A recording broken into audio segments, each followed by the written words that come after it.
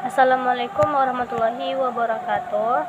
Saya Putri Stefani dari 10 Perbankan 2 ingin menjelaskan atau mempresentasikan mata pelajaran IPAS yang berjudul AMDAL. AMDAL sudah menjadi aspek yang familiar di kalangan perusahaan. AMDAL merupakan singkatan dari analisis mengenai dampak lingkungan, yang mana tentu setiap komponen yang kehidupan wajib familiar dan tentu berkaitan dengan aspek satu ini. Hampir setiap aspek kehidupan terkait dengan AMDAL, karena semua aspek lingkungan beserta dampaknya wajib diperhatikan dan penting.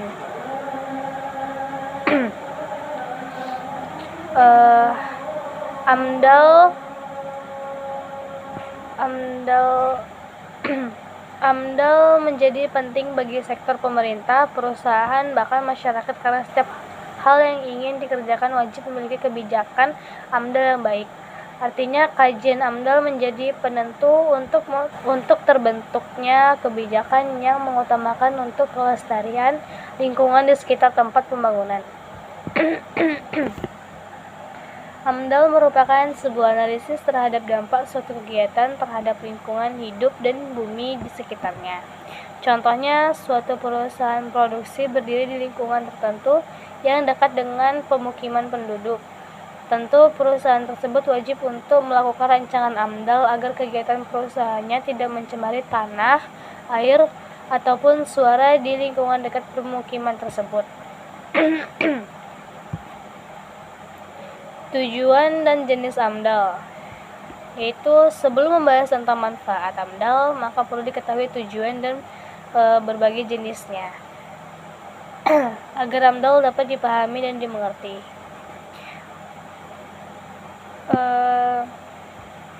AMDAL sebagai bukti bertanggung jawab pelestarian lingkungan bagi generasi yang akan datang. AMDAL bertujuan untuk menjamin lingkungan hidup yang berkualitas, untuk menghindari dampak lingkungan yang berbahaya bagi masyarakat, membentuk keseimbangan sumber daya serta populasi masyarakat setempat sebagai sumber daya yang dapat diperbarui dan didaur ulang. Tujuan adanya kajian AMDAL sudah jelas adalah untuk meninjau dampaknya pada lingkungan atau bumi, karena pada dasarnya manusia dan lingkungan harus terbentuk suatu keseimbangan agar tidak terjadi bencana alam yang diakibatkan oleh manusia itu sendiri.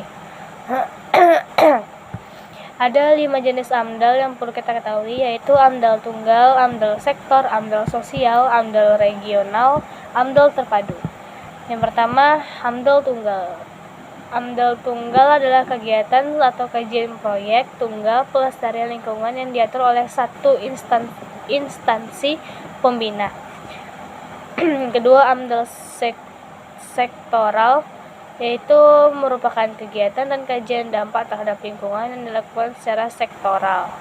Alasannya karena penetapan kajian AMDAL ini ditetapkan oleh Menteri Sektoral. Yang ketiga, AMDAL sosial. AMDAL sosial adalah AMDAL sosial yang mana kajian AMDAL dilakukan oleh usaha yang bersifat sosial. Yang keempat, AMDAL regional.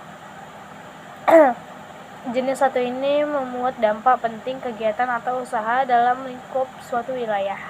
Jenis AMDAL regional ini biasanya memiliki ruang lingkup yang lebih luas daripada jenis-jenis sebelumnya. Yang kelima adalah AMDAL terpadu. AMDAL terpadu adalah AMDAL yang mana secara garis besar tidak berbeda jauh dengan AMDAL sosial.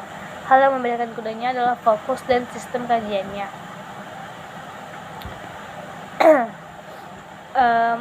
Ada 4 manfaat AMDAL, yaitu AMDAL untuk pemerintah. Manfaat AMDAL untuk pemerintah sebenarnya lebih berkaitan pada pembentukan kebijakan. Pemerintah punya wewenang yang lebih tinggi dari pihak manapun. Yang kedua, AMDAL untuk pemilik modal. Pemilik modal di sini dapat dicontohkan sebagai pihak bank yang mana memegang kekuasaan atas modal bagi para pengusaha. Artinya, apabila suatu pihak meminjam modal pada bank untuk membangun suatu proyek atau AMDAL, dari proyek tersebut baik dan berkualitas. Ketiga, AMDAL untuk pemilik proyek adalah untuk pemilik proyek atau perusahaan yang mana AMDAL menjadi kunci bagi suatu perusahaan. AMDAL keempat AMDAL untuk masyarakat. Manfaat yang terakhir adalah untuk masyarakat atau penduduk. Adanya AMDAL bermanfaat bagi masyarakat untuk mengetahui rencana pembangunan tertentu. Selain itu, masyarakat juga dapat menjadi pengawas proyek yang sedang dilaksanakan. AMDAL untuk masyarakat bermanfaat agar masyarakat lebih perhatian dan awas terhadap pembangunan sebagai proyek. Misal, pembangunan taman nasional yang mana masyarakat wajib ikut andil untuk menginformasikan pada developer agar tidak mengganggu habitat binatang dan sebagainya. Segitu aja penjelasan dari saya. Terima kasih. Assalamualaikum warahmatullahi wabarakatuh.